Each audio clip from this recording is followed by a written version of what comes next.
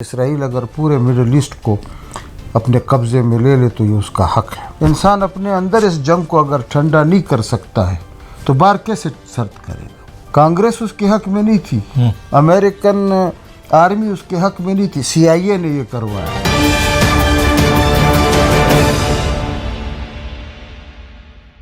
بسم اللہ الرحمن الرحیم، السلام علیکم۔ البز ٹی وی کے ساتھ قیوم بیدار۔ ناظرین، آج امریکہ، اسرائیل اور ایران کے مابین جو جنگ ہو رہی ہے اس خطے پہ کیا اثرات پڑ رہے ہیں، اس حوالے سے ہم آئے ہیں بلوچستان کے ایک نامور سیاسی شخصیت، مذہبی شخصیت، مذہبی اسکالر ڈاکٹر عطا الرحمن صاحب کے پاس، اور ان سے پوچھیں گے کہ اس جنگ کے اثرات کیا پڑیں گے اور ان کی نظر میں یہ جنگ کس طرح ہے۔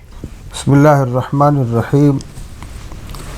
اسرائیل یا یہودیوں کی زائنسٹ موومنٹ کا 3500 سال سے یہ پروگرام ہے کہ وہ ہیکل سلیمانی کو تعمیر کریں اور زمین موعود کو اپنا گریٹر اسرائیل کے نام سے بنائیں۔ اسرائیل کے ماتھے پر ان کے مقاصد لکھے ہیں کہ اے اسرائیل، تیری وسعت جو ہے وہ فرات اور دجلہ کے درمیان ہے، اور اس کے نتیجے میں مدینہ منورہ اور مکہ مکرمہ کا علاقہ بھی اس میں شامل کیا ہے۔ اور یہ پچھلے دنوں امریکی سفیر نے جس انداز میں گفتگو کیا تو وہ امریکی سفیر نہیں لگتا ہے، وہ تو اسرائیل کا ترجمان لگتا ہے، کہ جس نے کہا کہ اسرائیل اگر پورے مڈل ایسٹ کو اپنے قبضے میں لے لے تو یہ اس کا حق ہے۔ صاف بات یہ ہے کہ اسرائیل اور زیونسٹ موومنٹ جو ہے 1904 میں جب انہوں نے 1896 میں protocols of the elders of the Zionists کی جو ڈیٹیل سامنے آئی تھی، ان میں پہلی دفعہ ان کی مجلس کی ساری سیکریٹس آؤٹ کی تھی ایک خاتون نے، اور اس میں 3 منصوبے تھے۔ ایک اسرائیل کا قیام، دوسرا league of nation. League of nation انہوں نے اس لیے بنائی تھی کہ اگر ہم یہ بنائیں گے تو دنیا کے 200 ملکوں سے اسرائیل کو منظور کروا لینا اور اس کے حق میں ووٹ ڈلوا لینا یہ بڑا آسان ہے۔ تیسرا کام انہوں نے یہ کیا کہ ایک اسرائیلی نسل ہے، ایک گویم ہے، تو گویم نسل کو ختم کرنے کے لیے ہر وقت دنیا میں امیر اور غریب رہے ہیں۔ تو 1917 کا جو انقلاب ہے جس میں 270 پولٹ بیورو کے جو ارکان تھے ان میں سے 240 یہودی تھے، جنہوں نے یہ فیصلہ کیا کہ یہ بالشوک انقلاب 1917 کا کہ پرولتاریہ اور بورژوا، مارکس بھی یہودی تھا جس نے یہ سارا فلسفہ پیش کیا کہ دنیا میں پیٹ میں روٹی اور جیب میں پیسے اس شکل میں آ سکتے ہیں کہ جو ہے غریب اور امیر کے درمیان جو ہے جنگ ہو، اور غریب جو ہے امیروں کو، پرولتاریہ جو ہے بورژوا طبقہ پرولتاریہ کو قتل کر دے۔ اصل میں اس کے پیچھے ان کی یہ نیت تھی۔ اور عجیب بات میں آپ کو بتاؤں کہ ہمارے بہت سے سیاسی رہنما اور لوگ جو کہ قرآن کی اس علم کو نہیں جانتے ہیں، انہوں نے یہ ہمیشہ کہا کہ دنیا بائی پولر رہی ہے، حالانکہ نبی صلی اللہ علیہ وسلم کے آنے کے بعد اور انبیاء علیہ السلام کی جو تعلیمات ہیں اس میں دنیا 2 واضح قوتوں کے درمیان ان میں کشمکش ہے، ایک خیر کی قوت ہے، ایک شر کی قوت ہے۔ الہمہا فجورہا و تقواہا یا ہدیناہ النجدین، کہ ہم نے ہر ایک کو حابیل بنایا، ہر انسان کو قابل بنایا، ہر انسان نمرود ہے، ہر انسان ابراہیم علیہ السلام کا کردار رکھتا ہے، ہر انسان فرعون ہے، ہر انسان موسیٰ علیہ السلام کی طرح ہے، اور ہر انسان کو اللہ تعالیٰ نے صلاحیت دی ہے ابو لہب بنے یا محمد الرسول اللہ بنے، یزید بنے یا حسین بنے۔ تو یہ جو اقبال کہتے ہیں نا، ستیزہ کار رہا ہے ازل سے تا امروز، چراغ مصطفی سے شرار ابو لہبی۔ تو اس ساری کی ساری بات کے اندر یہ بات پنہا ہے کہ ابو لہب مکی تھا، قریشی تھا، ہاشمی تھا، مطلبی تھا، لیکن قرآن نے فرمایا تبت یدا ابی لہب وتب، کہ وہ دشمن اسلام ہے اور خیر کا دشمن۔ اب خیر کے دشمنوں کی اس جنگ کو ہزاروں سال ہو چکے، انسان اپنے اندر اس جنگ کو اگر ٹھنڈا نہیں کر سکتا ہے تو باہر کیسے سرد کرے گا؟ اور بالکل واضح طور پر حماس کے اقدام کے بعد پہلی دفعہ ایک طویل جنگ میں اسرائیل جو 2 سال سے حماس نے جس کو الجھایا انہوں نے حملہ کیا، اور وہ اس بات کو بہت اچھی طرح سمجھتے تھے کہ اسرائیل ہی سارے کے سارے شر کی قوتوں کو ابسٹین کی شکل میں بھی، کرنسی نوٹ کی شکل میں بھی، بلکہ آپ حیران ہوں گے کہ حضرت عثمان کی شہادت سے لے کر حضرت علی کی شہادت تک بنو امیہ اور بنو عباس کو بھی انہوں نے لڑایا، اور East India Company, Columbus, Vasco da Gama, ان کا تمام کا تعلق جو ہے وہ یہودی اس پلاننگ کے ساتھ تھا۔ اب وہ 3,500 سال کی اس پلاننگ کے نتیجے میں وہ اس طرح آرام سے تو نہیں بیٹھیں گے۔ اب انہوں نے کیا کیا کہ روس کو جب ان کو پتہ تھا کہ صرف ایک ملک آزاد رہا وہ افغانستان ہے، اور وہاں کے لوگ اپنی ول کے اور اپنے ہٹ کے پکے لوگ ہیں، تو انہوں نے روس کو پہلے روس سے ذریعے حملہ کروایا، پھر افغانستان پر ہی امریکہ نے حملہ کروایا۔ کانگریس اس کے حق میں نہیں تھی، امریکن آرمی اس کے حق میں نہیں تھی، CIA نے یہ کروایا، اور اس سے یہ پتہ چلتا ہے، اور میں آپ کو واضح طور پر ثبوت دیتا ہوں کہ اسرائیل نے جب قطر پر حملہ کیا تو اس کو پتہ تھا کہ قطر اور امریکہ کے درمیان معاہدہ ہے اور یہ معاہدہ ٹوٹ جائے گا۔ BBC کے نمائندے نے وہاں شرما سے پوچھا تل ابیب میں کہ قطر کا معاہدہ ہے امریکہ کے ساتھ، اسرائیل نے یہ حملہ جو ہے حماس کے 8 آدمیوں کو مارنے کے لیے یہ کیسے کیا، ان حدود کو عبور کیا؟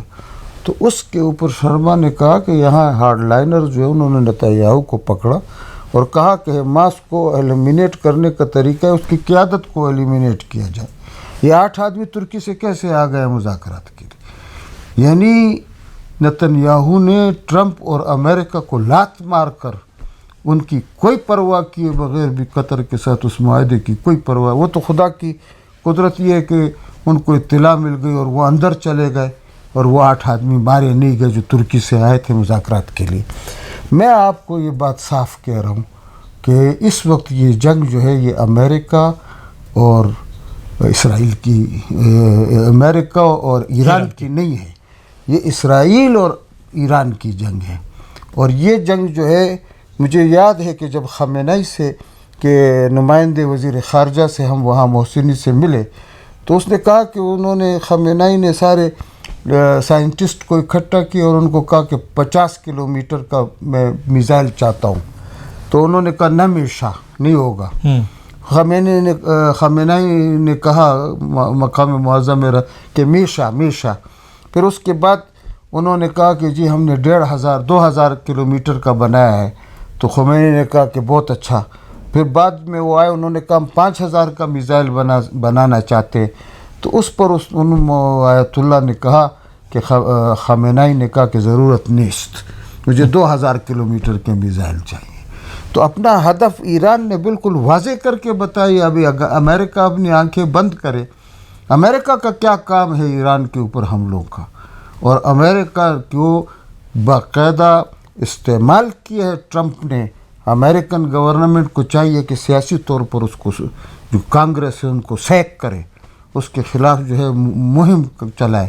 اس نے پوری امریکہ کی یعنی عزت کو داؤ پر لگا دیا، اور اب 5 جو یورپی مملکتیں اس آخری وقت میں اٹلی ہے، فرانس ہے، جرمنی ہے، برطانیہ ہے، اور اس کے علاوہ اسپین ہے، ان سب نے امریکہ کو کہا کہ یورپی جو ہمارا جو تھا کیا کہتے ہیں نیٹو کا جو نیٹ ورک تھا، نارتھ اٹلانٹک جو ٹریٹی تھی، اس کے اندر صرف وہ ایک دفاعی ٹریٹی تھی، وہ ایفینسو نہیں تھی۔ آپ کیسے کہتے ہیں کہ میں اپنا ہرمز میں ہم آپ کی مدد کریں حملہ کر کے اور اس کو ہم گھیر لیں اور اس طرح کر لیں؟ ترکی اس کا ہیڈ کوارٹر ہے نیٹو کا، اس کے امکانات نہیں ہیں۔ تو بہت اچھا موقع آ گیا ہے۔ اب ایران نے بھی بہت اچھی طریقے سے اس پورے معاملے کو ڈیل کیا۔ انہوں نے 3 نکاتی جو ہے ایجنڈا ایشو کیا ہے کہ اگر ہمیں دنیا اس چیز کے اوپر ضمانت دے دے کہ ہمارے معاملات میں مداخلت نہیں ہوگی اور ہماری ساورنٹی کو تسلیم کیا جائے گا، اور اسرائیل کے ساتھ لوگ جو ہے نا دنیا کی مملکتیں اکٹھی نہیں ہوں گی، یعنی اس طرح کی انہوں نے ساری بات کی ہے کہ ہمیں ڈکٹیٹ دنیا نہیں کرے گی۔ اور انہوں نے دیکھیں یہ 2 باتیں تو بالکل واضح ہے، ایک امریکہ کے خلاف ان کا کوئی میزائل نہیں ہے، نمبر 2 انہوں نے اٹامک انرجی کو صرف مثبت چیزوں کے لیے استعمال کرنے کا فتویٰ دیا ہے۔ وہ جھوٹ بولنے والے لوگ تو نہیں ہیں، تو حقیقت یہ ہے کہ جس طرح عراق میں کیمیکل ویپنز کے، یہ دنیا کا حق ہے کہ ٹرمپ یہ ثبوت پیش کرے کہ انہوں نے جو ہے یورینیم کو انریچمنٹ کی ہے. ٹھیک ہے، اگر ڈیٹرنس کے طور پر بھی وہ کر رہے تو بم بنانے اور اس کے استعمال کے لیے جو لوگوں کو تباہ کرنے کا جو اس کو استعمال کا، اس کی کوئی نیت نہ اسلام اس کی تعلیمات دیتا ہے، نہ اس کی کوئی نیت ڈیٹرنس کے طور پر کہ کوئی آپ پر حملہ نہ کرے. کہ ترہبون بھی عدو اللہ و عدوکم، اسلام میں جو آیت ہے کہ تم ایسے انتظامات کرو، اعدوا لہم ما استطعتم من قوہ، تو اس میں ڈیٹرنس کا لفظ استعمال کیا ہے کہ دشمن تمہارے روب کی وجہ سے تم پر حملہ نہ کر سکے، تمہاری طاقت کی وجہ سے حملہ نہ کر سکے، تمہاری سیاسی معاشی قوت کی وجہ سے تم پر حملہ نہ کر سکے. تو یہ ڈیٹرنس جو ہے ایران کا حق ہے، دنیا کے ہر ملک کا حق ہے. اس کے اوپر آخر قدر پھر عجیب بات یہ ہے کہ آپ دیکھیے کہ ٹرمپ نے کینیڈا، ٹرمپ نے گرین لینڈ، ٹرمپ نے میکسیکو، ٹرمپ نے جاپان سے اپنے تعلقات کو خراب کیا. ٹرمپ نے اس کے بعد کوریا کے اندر جو ان کی 30,000 آرمی تھی وہاں مارشل لا اور یہ ساری باتیں آپ کے سامنے آ گئی. اس کے نتیجے میں وہ بالکل جیسے کہ ایک آدمی اپنا ذہنی توازن کھو بیٹھا ہو، وہ اس طرح کی حرکات کر رہا تھا. ہمارے یہاں پر گلف کی کنٹریز نے اس کا جو استقبال کیا، اس نے اس کو اور پھلا دیا کہ اب یہ سارے میرے ساتھ کھڑے ہیں. ڈاکٹر صاحب، اس جنگ کے مستقبل کو کس نظر سے دیکھتے ہیں؟ میرا خیال یہ ہے کہ اس پر یہ جو 5 یورپی ملک ہیں، چائنا ہے اور روس ہے اور سارے عرب اور امارات کی جو مملکتیں ہیں، وہ اکٹھے مل کر ایران کے ایجنڈے کو سپورٹ کر لیں اور اس کے 3 نکات کو کہ اس سے ہم آگے بڑھنے کے لیے نہ ایران کو دیں گے نہ امریکہ کو دیں گے، جنگ بند ہو جائے گی. اچھا، جنگ تو بند ہو جائے گی، لیکن اس کے اثرات جو دنیا میں اس کے اثرات دنیا کے اوپر کوئی نہیں پڑنے، اس کے اثرات صرف اسرائیل پر پڑیں گے.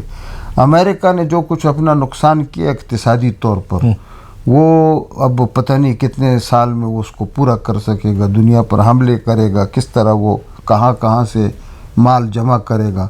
کیونکہ ایران کا ایک بہت بڑا جو ایشو ہے، انہوں نے چائنیز میں یعنی ین میں تیل کی قیمت وصول کرنے کا اعلان کر دیا ہے کہ جس کو تیل چاہیے وہ ین میں پیمنٹ کرے اور لے جائے. یورپی کنٹری ہے، کوئی بھی ہے.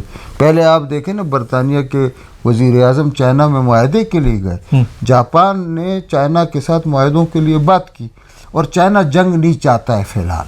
ڈاکٹر صاحب، آپ اس حوالے سے اس جنگ کے دوران پاکستان کی خارجہ پالیسی کو کس طرح دیکھتے ہیں؟ کہ پاکستان کا مسئلہ یہ ہے کہ جب آپ کہتے ہیں نا کہ پاکستان چائنا کے ساتھ ہے یا امریکہ کے ساتھ ہے، تو میں کہتا ہوں پاکستان اپنے ساتھ ہے. آپ جب یہ کہتے کہ پاکستان افغانستان کے ساتھ ہے کہ ایران کے ساتھ ہے یا سعودی عرب اور عرب امارات کے ساتھ ہے، میں سمجھتا ہوں کہ پاکستان اپنے ساتھ ہے.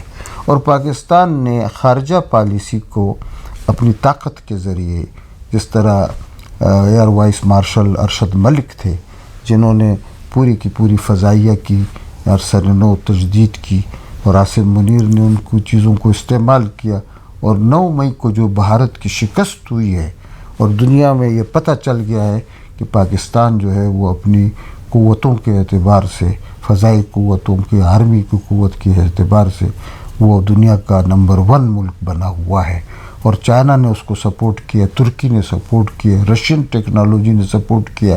ان ساری چیزوں کو دیکھنے کے بعد پاکستان کے اقتصادی حالات بھی یہی اسلحے کی جو دنیا کو ضرورت ہے، یہ اس کو پاکستان کو مدد دیں گے. ابھی قطر نے پچھلے دنوں کہہ دیا کہ ہم اب حیران ہیں کہ اگر سعودی عرب اور ہم لوگ جنگ میں آ جاتے ہیں تو امریکہ ایک دم پیچھے ہٹ جائے گا، پھر ہم امریکہ سے یہ اسلحہ اسرائیل اور اپنے درمیان جنگ کا اسلحہ ہم بھی خریدیں گے، اسرائیل بھی خریدے گا.